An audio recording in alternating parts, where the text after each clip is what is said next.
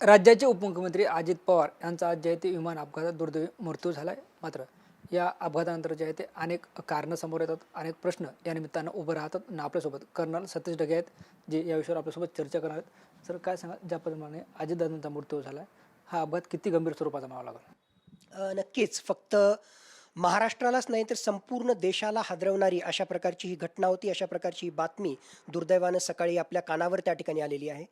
मुळातच जोपर्यंत या सगळ्या घटनेची इन्व्हेस्टिगेशन, तपासणी त्या ठिकाणी होत नाही आणि जोपर्यंत ब्लॅक बॉक्सच्या माध्यमातून सगळे इनपुट्स आपल्यासमोर येत नाहीत, तोपर्यंत नेमकं या अपघाताचं का घातपाताचं नेमकं कारण काय होतं हे आपल्यासमोर त्या ठिकाणी येणार नाही. पण एक चर्चाच जर त्या ठिकाणी करायची असेल आणि प्रथमदर्शनी ज्या ज्या गोष्टी आपल्या समोर आलेल्या आहेत त्या सगळ्या जर आपण लक्षात त्या ठिकाणी घेतल्या तर मी म्हणेल की 4M हे आपल्याला लक्षात त्या ठिकाणी घ्यावे लागतील. एक, मॅन पॉवर म्हणजे खरोखरच पायलटची काही या ठिकाणी चुकी आहे का?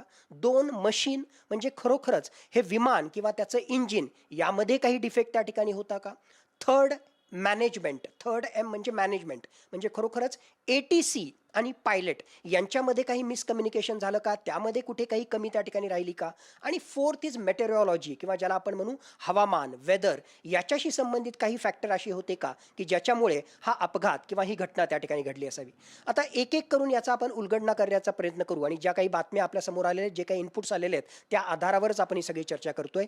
ही चर्चा सुरू करण्याच्या अगोदर एक गोष्ट मात्र मी स्पष्टपणे त्या ठिकाणी ठेवतो की ब्लॅक बॉक्स म्हणजे काय. मुळात जो आहे, नाव जरी ब्लॅक बॉक्स त्या ठिकाणी असलं तरी ऑरेंज कलरचा अशा प्रकारचा हा बॉक्स असतो जो विमानाच्या शेपटीकडचा जो भाग आहे त्या ठिकाणी लपवलेला असतो, त्या ठिकाणी तो असतो. म्हणजे दुर्दैवानं असा अपघात झाला, असा क्रॅश त्या ठिकाणी झाला तर त्याच्या ब्राईट ऑरेंज कलरमुळे तो आपल्याला दिसून येतो. आणि या ब्लॅक बॉक्समध्ये मुख्यतः दोन कॉम्पोनंट त्या ठिकाणी आपल्याला लक्षात घ्यावे लागतील.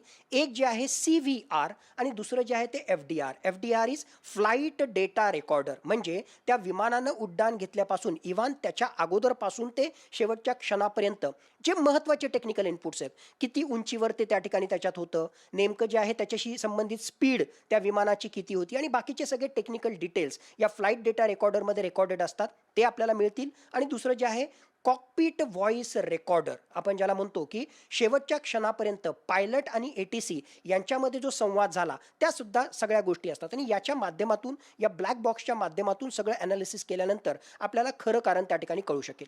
आता पहिला मुद्दा आपण जर त्या ठिकाणी लक्षात घेतला तर तो, आणि आत्तापर्यंत जे समोर त्या ठिकाणी आलेला आहे, तो म्हणजे कुठेतरी मेट्रोलॉजी म्हणा किंवा दृश्यमानता त्याच्याशी संबंधित ज्या आहेत त्या बातम्या आपल्या समोर त्या ठिकाणी येत आहेत. मुळात सकाळची वेळ होती, 8:30 वाजता पहिला प्रयत्न केला गेला बारामतीच्या या एअर स्ट्रीपवर लँड करण्याचा, परंतु तो अबॉर्ट करण्यात आला कारण दृश्यमानता कमी होती. म्हणून पुन्हा त्या विमानानं घरट्या घातल्या आणि 8:43 पुन्हा एकदा प्रयत्न त्या ठिकाणी केला. आता याच्याविषयी कॉन्ट्रास्टिंग अशा प्रकारच्या बातम्या येतात. एका बाजूला अगोदर जे आहे वैमानिकानं सांगितलं की दृश्यमानता नाही आहे आणि दुसऱ्या बाजूला पुन्हा त्यानं कन्फर्म केलं की 3000 मीटर म्हणजे 3000 मीटरची व्हिजिबिलिटी ही कुठल्याही निष्णात पायलटसाठी जी आहे ती चांगली व्हिजिबिलिटी आहे. येथे जो आहे कुठलाही प्रॉब्लेम त्या ठिकाणी नसावा. पण सकाळची वेळ, फॉग, हे सगळं कन्सिडर करता व्हिजिबिलिटीशी रिलेटेड काहीतरी इश्यू असेल आणि त्यामुळे डेप्थ परसेप्शन न आल्यामुळे, अलाइनमेंट बरोबर न झाल्यामुळे हा अपघात घडला असावा, अशा प्रकारचा एक कयास त्या ठिकाणी मानला जातोय.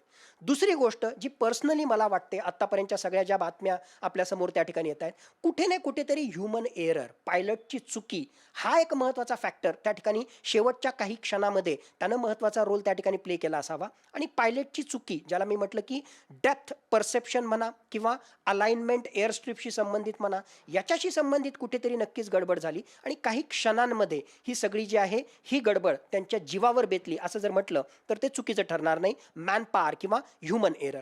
तिसरा कॉम्पोनंट मशीन. हे विमान तसं जर पाहिलं तर काही जण याच्याविषयी प्रश्नचिन्ह निर्माण करतात की 2023ला याच विमानाशी संबंधित मुंबई एअरपोर्टवर सुद्धा अशा प्रकारचा अपघात त्या ठिकाणी झाला होता. सुदैवानं त्यावेळेस कोणाचाही मृत्यू त्या ठिकाणी झाला नव्हता. 2010चं हे विमान होतं आणि मागच्या ऑलमोस्ट 16 वर्षांपासून हे त्या ठिकाणी काम करत होतं. खरं जर पाहिलं तर लिअर जेट 45X4 असं या विमानाचं नाव आहे. अपग्रेडेड अशा प्रकारचं हे व्हर्जन आहे. म्हणजे याची स्पीड, याची इफिशियन्सी, कमी धावपट्टी जरी असली तरी उड्डाण घेण्याची क्षमता, 51,000 फुटापर्यंत जाण्याची क्षमता, असे सगळेच वेगवेगळ्या प्रकारचे जे आहेत अपग्रेडेड फीचर्स या विमानामध्ये आहेत. आणि आत्तापर्यंत तसे काही इनपुट आले नाही, म्हणून मला नाही वाटत की जे आहे फक्त विमानाशी संबंधित काही डिफेक्ट होता म्हणून हा अपघात झाला. पण जर विमानाशी काही डिफेक्ट त्या ठिकाणी असेलच तर माझ्या मते शेवटच्या 100 फुटामध्ये 50 फुटांमध्ये जे आहे उतरताना हा अपघात त्या ठिकाणी झाला असावा. मग इथे जर प्रॉब्लेमच कुठे असेल तर माझ्या मते जे लँडिंग गिअर आहेत त्या लँडिंग गिअरमध्ये काही ग्लिच आला का, काही डिफेक्ट आला का, हे सुद्धा एक कारण त्या ठिकाणी असू शकतं या विमानाच्या अपघातामध्ये. आणि 4th M मॅनेजमेंट, की एअर ट्रॅफिक कंट्रोलर आणि पायलट यांच्यामध्ये जो काही संवाद झाला किंवा यांच्याशी संबंधित जे काही इन्स्ट्रक्शन्स होते तिथे कुठे मिसकम्युनिकेशन झालं का. कारण आफ्टर ऑल बारामती जे आहे ते नॉन मेट्रो एअरपोर्ट आहे. मग तशा प्रकारची टेक्नॉलॉजी, तशा प्रकारची उपकरणं तिथं उपस्थित होती का आणि त्याच्या माध्यमातून तर काही गडबड त्या ठिकाणी झाली नाही. या सगळ्या गोष्टींमध्ये एक महत्त्वाची गोष्ट लक्षात घेणं आवश्यक आहे की आत्तापर्यंतचे जे इनपुट आलेले आहेत, पायलटने कुठेही मे डे कॉल दिला नव्हता, इमर्जन्सी सिग्नल दिलं नव्हतं. म्हणजेच एक प्रकारे पायलट या सगळ्या सिस्टमच्या कंट्रोलमध्ये होता. ज्यावेळेस तो लँडिंग करतोय याचा अर्थ व्हिजिबिलिटीशी रिलेटेड त्याला सगळं ओके वाटलं, तशा प्रकारचे सिग्नल मिळाले म्हणूनच तो जो आहे लँडिंगसाठी त्या ठिकाणी तयार झाला. जर अगोदरपासूनच काही फार मोठा प्रॉब्लेम त्याला जाणवला असता तर त्यांनी जो आहे मेडे कॉल त्या ठिकाणी दिला असता किंवा इमर्जन्सी सिग्नल तशा प्रकारचे जे आहे अलर्ट त्या ठिकाणी पाठवले असते. असे कुठलेही अलर्ट त्या ठिकाणी पाठवले नाही. म्हणून मला वाटतं शेवटच्या काही सेकंदांमध्ये ही सगळी गडबड झाली. कारण काय आहे हे तपासणीनंतर त्या ठिकाणी येईलच. आणि म्हणून प्रथमदर्शनी तरी मला वाटतं व्हिजिबिलिटीपेक्षा सुद्धा जास्त महत्त्वाची जर काही बाब त्या ठिकाणी असेल तर ह्युमन एरर, पायलट एरर ही या अपघातासाठी कारणीभूत ठरली असं तरी मला आज घडीला प्रथमदर्शनी वाटतंय. तर आता आपण जे ते तांत्रिक चुका आणि मानवी चुका सुद्धा सांगितल्या, नेमक्या त्यात मानवी चुका कोणत्या होऊ शकतात?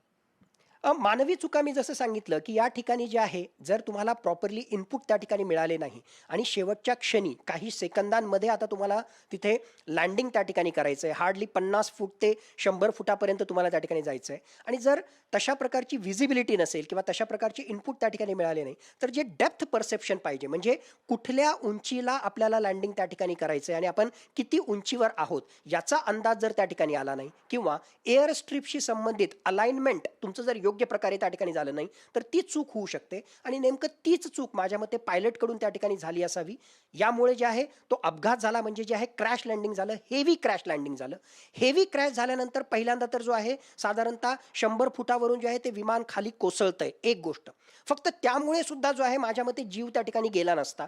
त्यानंतर ज्या घटना घडल्या की या क्रॅश लँडिंग झाल्यानंतर हे विमान त्या ठिकाणी कोसळल्यानंतर त्याच्याशी संबंधित जे ATF आहे, एव्हिएशन टर्बाईन फ्युएल जे आहे, त्या एव्हिएशन टर्बाईन फ्युएलचा स्फोट झाला. म्हणून जे प्रत्यक्षदर्शींनी सांगितलेलं आहे की हा क्रॅश लँडिंग झाल्यानंतर किंवा हा अपघात झाल्यानंतर त्याच्यानंतर काही सेकंदातच 3 ते 4 स्फोट आम्हाला त्या ठिकाणी पाहायला मिळाले. त्या ठिकाणी जे आहेत अग्नीच्या ज्वाला आम्ही त्या ठिकाणी पाहिल्या. म्हणून तिथे कार्यकर्ते असताना सुद्धा काही मिनिटांमध्येच त्या एअरपोर्टवरून अग्निशामक दलाची गाडी येण्याच्या अगोदर कार्यकर्ते आणि बाकी पोलीस स्टाफ पोहोचलेला असताना सुद्धा हे सर्व कार्यकर्ते हतबल होते. कारण एवढ्या मोठ्या आगीच्या ज्वाला असताना कोणीही त्या आगीच्या ज्वालांमध्ये जाऊन जे आहे जीव वाचवू शकला नसता. म्हणून माझ्या मते पहिले हार्ड क्रॅश लँडिंग आणि त्याच्यानंतरचे झालेले 2-3 स्फोट यामुळे जे आहे परिस्थिती अत्यंत भीषण आणि भयावह त्या ठिकाणी बनली. सर, अशा अपघाताची किंवा आज जो अपघात झाला आहे याची चौकशी जी आहे ती कोणत्या पातळीवर होऊ शकते नेमकी? मुळात जी आहे याची चौकशी 2 वेगवेगळ्या एजन्सीजद्वारे त्या ठिकाणी केली जाईल. हे सिव्हिल एव्हिएशनशी संबंधित मामला आहे. हे काही एअरफोर्सचा विमान त्या ठिकाणी नव्हतं. म्हणून DGCA आहे, डिरेक्टर जनरल सिव्हिल एव्हिएशन, ही जी आहे अत्यंत महत्त्वाची बॉडी आहे ज्याच्या मार्फत ही चौकशी त्या ठिकाणी केली जाईल. ऑलरेडी ती चौकशी माझ्या मते सुरू झालेली आहे. आणि दुसरा एक महत्त्वाची संस्था म्हणजे AAIB, aircraft accident investigation bureau, AAIB यांच्यामार्फत सुद्धा ती चौकशी त्या ठिकाणी केली जाईल. माझ्या मते आपले मुख्यमंत्री देवेंद्रजी फडणवीस यांनी सुद्धा घोषणा केलेली आहे की महाराष्ट्र सरकारतर्फे सुद्धा या सगळ्या घटनेची चौकशी त्या ठिकाणी केली जाईल. चौकशी त्या ठिकाणी होईल, पण टेक्निकली माझ्या मते AAIB आणि DGCA हे जे आहेत टेक्निकली कॉम्पिटंट आहेत या सगळ्या घटनेची चौकशी करण्यामागे. आणि नेमकं जसं मी सांगितलं की वेगवेगळे इनपुट, मुख्यतः कॉकपिट व्हॉइस रेकॉर्डर असो, फ्लाईट डेटा रेकॉर्डर असो, मुळात जे फ्युसिलाज आहे म्हणजे हे विमानाचे जे तुकडे तुकडे त्या ठिकाणी झाले आणि हे रेकेज जे वेगवेगळ्या ठिकाणी पसरलं, वेगवेगळ्या ॲक्सिडेंटमध्ये जे आहेत हे रेकेज कशा प्रकारे त्याचं डिस्ट्रीब्युशन झालं, कशा प्रकारे पसरलं, हे सुद्धा जे आहे तुम्हाला महत्त्वाचं इंडिकेशन देतं की या विमानाच्या अपघातामागचं नेमकं कारण काय असू शकेल. मग ते रेकेज डिस्ट्रीब्युशन कसं झालं, विटनेसेसचे जे आहेत काय त्यांचं त्या ठिकाणी म्हणणं आहे, ATC सोबत कसं कम्युनिकेशन झालं, आणि flight data recorder, cockpit voice recorder, हे सगळे टेक्निकल इनपुट या सगळ्या बाबी AAIB लक्षात त्या ठिकाणी घेईल आणि त्याच्या माध्यमातून आपल्याला जे आहे नेमकं कारण काय आहे हे आपल्यासमोर येईल. कारण काही का असत नाही, पण एक गोष्ट मात्र नक्की की दुर्दैवानं महाराष्ट्रानं अत्यंत एक महत्त्वाचा डायनॅमिक नेता या माध्यमातून जो आहे गमावलेला आहे आणि त्यांच्यासोबतच इतर 5 जणांचे सुद्धा प्राण गेलेले. अत्यंत दुर्दैवी घटना. सर, अजून या अपघाताचं कारण समोर जरी नसलं आलं तरी अशा अपघातातून जे आहे ते काही धडे घेणं गरजेचं आहे का सुरक्षा यंत्रणेतून? माझ्या मते नक्कीच सुरक्षा यंत्रणांनी किंवा ओव्हरऑल सिस्टमनी जे आहे अशा प्रकारचा या घटनांमधून धडे घेणं आवश्यक आहे. बघा, म्हणजे संजय गांधींपासून ते मागच्या वेळेस आपण चर्चा केली होती विजय रुपानी जे गुजरातचे माजी मुख्यमंत्री आहे, त्यांचाही एअरक्राफ्ट ॲक्सिडेंटमध्ये जो आहे मृत्यू झाला होता. आणि आता आपले मुख्यमंत्री अजितदादा पवार, GMC बालयोगी असतील, YSR राजशेखर रेड्डी त्या ठिकाणी असेल, माधवराव सिंधिया असतील, असे कित्येक नावं आपल्याला घेता येतील की हाय प्रोफाईल पॉलिटिशियन त्यांचा अशा या एअरक्राफ्ट ॲक्सिडेंटमध्ये जो आहे मृत्यू झालेला आहे. मग यातून काय आपल्याला धडा त्या ठिकाणी घेता येईल? जसं मी सांगितलं की हे 4M म्हणजे सगळ्यात पहिल्यांदा जे आहे कुठलीही त्या ठिकाणी कमी न ठेवण्याची जबाबदारी ही त्या एअर कंपनीची त्या ठिकाणी, की वेळोवेळी त्याची तपासणी व्हावी. ते विमान जे आहे ते फुल्ली एअर वर्दीनेस त्याचा त्या ठिकाणी असावा. कुठेही जे आहे वेळ भागवून न्यायची आहे किंवा कमी पैसा त्या ठिकाणी लागावा म्हणून त्याच्या सेफ्टी, एअर सेफ्टीमध्ये जे आहे कुठलंही कॉम्प्रोमाइज करता त्या ठिकाणी कामा नये. हे एअर इंडियाच्याही उदाहरणामधून आपण लक्षात घ्यावं, त्याचबरोबर या प्रायव्हेट कंपनीमधून लक्षात घ्यावं. दुसरी सर्वात महत्त्वाची गोष्ट माझ्या मते बारामती सारख्या ठिकाणी जे नॉन मेट्रो एअरपोर्ट त्या ठिकाणी आहे, मग नॉन मेट्रो एअरपोर्टचं ATC असेल किंवा एकूणच यंत्रणा जी असेल ती यंत्रणा मेट्रो शहरातल्या एअरपोर्ट इतकी अद्ययावत किंवा टेक्नॉलॉजिकली कॉम्पिटंट अशी त्या ठिकाणी त्याच्यात नसते. मग या ATCला सुद्धा सुधार करण्यासाठी, कम्युनिकेशनमध्ये सुधार करण्यासाठी आणि त्याचबरोबर यामधले जर काही कच्चे दुवे राहिले असतील तर ते इम्प्रूव्ह करण्यासाठी लगेच भारत सरकारनं, महाराष्ट्र सरकारनं त्यासाठी प्रयत्न करावेत. हे सुद्धा त्या ठिकाणी आवश्यक याच्यात आहे. आणि ही गोष्ट त्या ठिकाणी म्हणजे चर्चेमध्ये आली नाही, पण जस्ट आपण एक चर्चेचा भाग म्हणून त्या ठिकाणी लक्षात घ्यावं की बऱ्याच वेळेस घाई आपण ज्याला म्हणतो, आता घाई या पॉईंट ऑफ व्ह्यूनं की पॉलिटिशियन्स हे जे आहेत हरीड असतात, त्यांना वेगवेगळ्या प्रकारचे जे आहेत सभांना त्या ठिकाणी सामोरं जायचं असतं आणि कमीत कमी वेळेत बरंच काही त्या ठिकाणी हासिल करायचं असतं. मग कुठे हे पॉलिटिशियन्स असो, बिझनेसमॅन असो किंवा सेलिब्रिटी जे आहेत ते कुठेतरी इनडिरेक्टली या पायलटवर किंवा क्रू मेंबरवर जो आहे इनडिरेक्टली त्यांचा दबाव त्या ठिकाणी नसावा, की कुठेतरी सेफ्टी कॉम्प्रोमाइज करून लवकरात लवकर जाण्यासाठी लवकर या सगळ्या गोष्टी त्यांनी घडवाव्यात आणि याच्या माध्यमातून कुठे एअर सेफ्टी कॉम्प्रोमाइज व्हावी, या सुद्धा घटना त्या ठिकाणी घडता कामा नये. म्हणून तुमचा मूळ प्रश्न जो होता या सगळ्या या घटनांमधून आपण काय धडा त्या ठिकाणी घ्यावा, नेमकं कारण आल्यानंतर तर त्याच्याशी रिलेटेड आपण रेक्टिफिकेशन करू, पण जनरलाइज धडा माझ्या मते जे आहे एअर कंपनीज यांनी कुठलीही त्या ठिकाणी तसूभर सुद्धा जे आहे कमी न ठेवता स्क्रुटिनी म्हणा किंवा एअर सेफ्टी याच्याविषयी कुठेही कॉम्प्रोमाइज करू नये. नॉन मेट्रो सिटीजमधल्या सुद्धा ATCला अपग्रेड करण्याची गरज याच्यामुळे अधोरेखित झालेली आहे. आणि माझ्या मते जे सेलिब्रिटीज आहेत, कारण हे प्रायव्हेट जेट त्या ठिकाणी होतं, तर अशा प्रकारच्या प्रायव्हेट एअर कंपनीजनी सुद्धा पैसे कमवण्यासाठी जे आहे त्या एअर सेफ्टीमध्ये कॉम्प्रोमाइज करणं किंवा त्याच्या स्क्रुटिनीमध्ये कमी करणं या गोष्टी त्या ठिकाणी करू नये. आणि या सेलिब्रिटीजनं सुद्धा जो आहे इनडिरेक्टली दबावाच्या माध्यमातून पायलट असतील किंवा क्रू मेंबर असतील त्यांना लवकरात लवकर जे आहे गंतव्यस्थानापर्यंत पोहोचणं किंवा लवकरात लवकर एक प्रकारे जे आहे वेदर फॅक्टर हे फेवरेबल नसताना सुद्धा, इनक्लेमेंट वेदरमध्ये सुद्धा त्यांना जे आहे उड्डाण घ्यायला लावणं, प्रत्यक्ष नाही पण अप्रत्यक्षपणे तशा प्रकारचा दबाव टाकणं, या सगळ्या गोष्टी ज्या आहेत कुठे ना कुठेतरी अवॉइड व्हायला पाहिजे भविष्यामध्ये. सर, मी शेवटाकडे येतो. आपण जर बघितलं तर यापूर्वी सुद्धा अहमदाबादमध्ये एक मोठी दुर्घटना घडली होती. त्यावेळेस जे ते ब्लॅक बॉक्स विदेशात पाठवण्याला होता तपासण्यासाठी, यात काय होऊ शकतं? नक्कीच अत्यंत महत्त्वाचा प्रश्न तुम्ही त्या ठिकाणी विचारलेला आहे की अहमदाबादच्या एअर क्रॅशमध्ये जो आहे ब्लॅक बॉक्स त्याच्या तपासणीसाठी जे आहे अमेरिकेमध्ये पाठवण्यात आला होता, कारण तिथे बोईंग विमानाशी संबंधित असा त्याचा संबंध होता. पण या घटनेमध्ये संपूर्णतः कॉकपिट व्हॉइस रेकॉर्डर त्याचबरोबर फ्लाईट डेटा रेकॉर्डर याचे जे इनपुट आहेत आणि त्याचबरोबर AAIBशी संबंधित जे काही इनपुट्स मिळतील त्याची संपूर्णतः चौकशी, त्याची एक प्रकारे टेक्निकल एक प्रकारे जे आहे क्षमता आपल्याकडे आहे या ब्लॅक बॉक्सला त्याचे टेक्निकल इनपुट्स जे आहेत त्याचं योग्य प्रकारे इंटरप्रिटेशन करण्यासाठी. म्हणून याला दुसऱ्या कुठल्याही देशामध्ये पाठवण्याची गरज नाही. भारत देशातलं DGCA आणि AAIB हे पूर्णतः सक्षम आहे ब्लॅक बॉक्सशी संबंधित इनपुट इंटरप्रिट करण्यासाठी, त्याची जी आहे एक प्रकारे उकल करण्यासाठी. हां, जर त्यातून प्रश्न निर्माण झाला की एक सेकंड ओपिनियन म्हणून किंवा याच्या निष्पक्षतेविषयी जर काही प्रश्न त्या ठिकाणी निर्माण झाले आणि तशा प्रकारचे जर काही इन्स्ट्रक्शन्स सुप्रीम सुप्रीम कोर्ट किंवा हायर ऑथॉरिटीजकडून येत असेल तर ॲज अ सेकंड ऑप्शन म्हणून जे आहे हे सगळं केल्यानंतर आपण दुसऱ्या देशामधून जे आहे आणखीन एक ओपिनियन त्या ठिकाणी मागवू शकतो. पण भारताकडे ही क्षमता आहे का ब्लॅक बॉक्सशी संबंधित जे काही इनपुट्स आहेत त्याला इंटरप्रिट करण्याची? याचं उत्तर हो आहे. आणि म्हणूनच येणाऱ्या काही आठवड्यांमध्ये काही महिन्यांमध्ये या ब्लॅक बॉक्सशी संबंधित सगळी चौकशी त्या ठिकाणी होईल आणि ती भारतातच होईल. म्हणून भारताबाहेर हे पाठवण्याची काही गरज नाही. सर या सगळ्या अपघातानंतर जे आहेत आता घातपाताची शक्यता सुद्धा वर्तवली जाते. अशा अपघातात घातपात होऊ शकतो?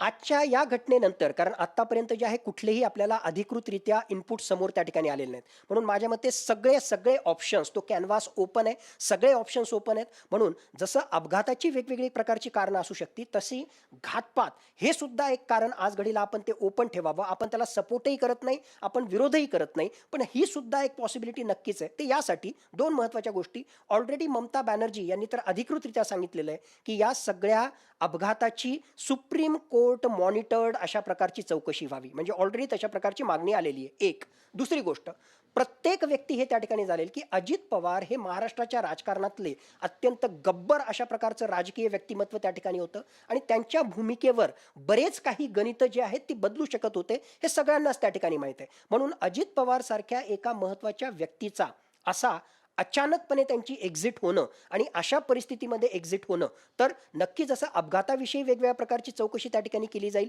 तर या चौकशीमध्ये घातपात सुद्धा आहे की नाही ही सुद्धा चौकशी त्या ठिकाणी त्याच्यात येईल. पण आत्तापर्यंत जे काही इनपुट आलेले आहेत कुठेही घातपाताची शक्यता किंवा तशा प्रकारचे इनपुट आले नाहीत. पण कॅनव्हास ओपन आहे. घातपाताची शक्यता, त्यांचं राजकीय वजन आणि एकूणच सगळ्या शक्यता पाहता घातपाताची शक्यता सुद्धा आज घडीला रूल आउट करता येत नाही आणि तशीच काहीशी भाषा ममता बॅनर्जी यांनी सुद्धा बोललेली आहे. शेवटचा प्रश्न, आपण बघतो ज्या पद्धतीनं हा अपघात गंभीर होता त्यामुळे जे ते काही मृतदेहांची ओळख पटवणं अवघड होते. कशी पटवली जाते ओळख नेमकी? दुर्दैवानं हा अपघात एवढा खतरनाक त्या ठिकाणी होता आणि जसं आपण पाहिलं की क्रॅश लँडिंग तर झालीच झाली, पण त्याच्यानंतर ज्या प्रकारच्या आगाच्या ज्वाळांमध्ये जे आहेत हे सगळेच्या सगळे मृतदेह होरपळून निघाले. चार्ड बॉडीज आपण ज्याला त्या ठिकाणी म्हणतो की आपल्याला पाहावलंही जाणार नाही आणि पाहून जे आहे दूरदूरपर्यंत आपण ओळखूही शकणार नाही. ज्या बातम्या येत आहेत की अजितदादांच्या हातामध्ये जी घड्याळ होती त्या घड्याळावरून तो मृतदेह अजितदादांचा असावा अशा प्रकारचा कयास बांधला जातोय. पण जर ओळखण्याच्या पलीकडे जर डेड बॉडी त्या ठिकाणी असेल तर त्या ठिकाणी DNA टेस्टिंग त्या ठिकाणी केलं जातं. Already GMC already medical college बारामतीमध्ये आणि त्याचबरोबर पुण्याच्या BJ मेडिकल कॉलेजमध्ये जे आहे अशा प्रकारची व्यवस्था आहे. तर माझ्या मते या सगळ्याच डेड बॉडीज ज्या आहेत त्या चार्ड कंडिशनमध्ये त्या ठिकाणी गेलेल्या आहेत, म्हणजे पूर्णतः जळून खाक झालेल्या आहेत. मग या नेमक्या 6 डेड बॉडीज ज्या आहेत त्या नेमक्या कुठली डेड बॉडी कोणाची आहे हे ओळखण्यासाठी तिथे DNA टेस्टिंग आपलं त्या ठिकाणी केलं जातं आणि DNA टेस्टिंगच्या माध्यमातून या सगळ्या डेड बॉडीची जी आहे ती ओळख त्या ठिकाणी येणाऱ्या काही तासांमध्ये काही दिवसांमध्ये जी आहे ती त्या ठिकाणी केली जाईल.